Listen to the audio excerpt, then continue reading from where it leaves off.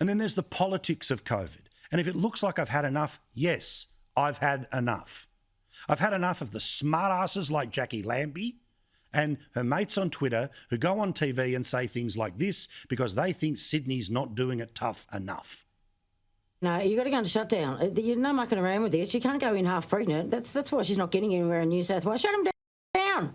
Unless you need a pharmacy, unless you need to eat and go to the supermarket, preferably order it online, let the tradies leave the tradies part open in Bunnings. Shut it down. I'm sorry, but you can't have your cake and eat it too.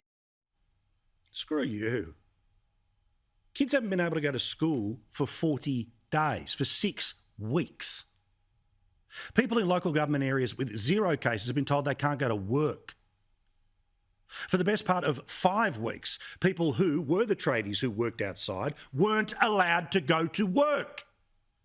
Yet somehow, unless there's a curfew and unless there's a soldier who's welding in your house, it's not good enough. Well, that's just not true.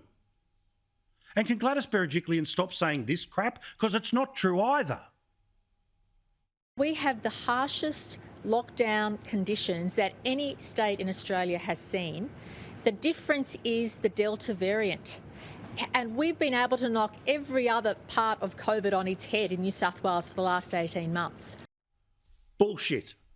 Victoria had the hardest one because they had a curfew. It went for months. It went way longer than what is being experienced by Sydney right now.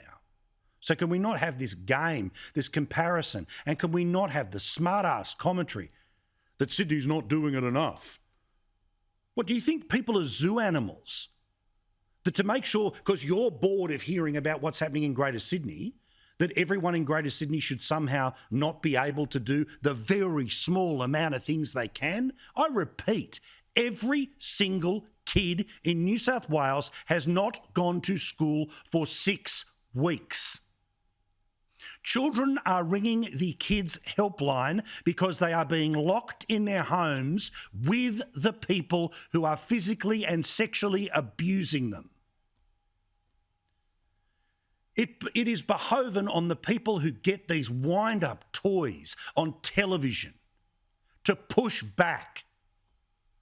Because the people who are the great unwashed, who sit there and watch breakfast television, watch the press conference at 11 o'clock, and then have to work out what the hell they're going to do for the rest of the day are suffering. The idea that we're coming in and out of lockdown is not true in Victoria if you live by yourself and you can't have people over. If you are in small business and for the 3rd time in 70 days, you have had to clear out the entire stock. That's why people have had enough. That's why people are at that breaking point. And it's why I don't care anymore about the politics of this. Like that smart-ass Anthony Albanese, who today, proving his each-way elbow credentials, he was hooking in to Team Blue when it was Berejiklian and Morrison and their lockdown.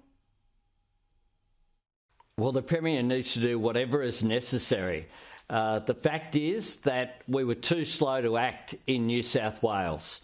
When Gladys Berejiklian, encouraged by Scott Morrison to leave the state open and to not have restrictions, we know the consequences of that have been more severe restrictions for much longer, with no end in sight. 5 deaths in the last 24 hours is a tragedy for every one of those families and their friends. And what did he have to say when it was 700 people who died because of the non-decision of the Andrews government? He was bitching and moaning that the federal parliament mightn't be coming back at one point last year, but it was completely okay when Victoria cancelled their parliament. Pick a side, pal.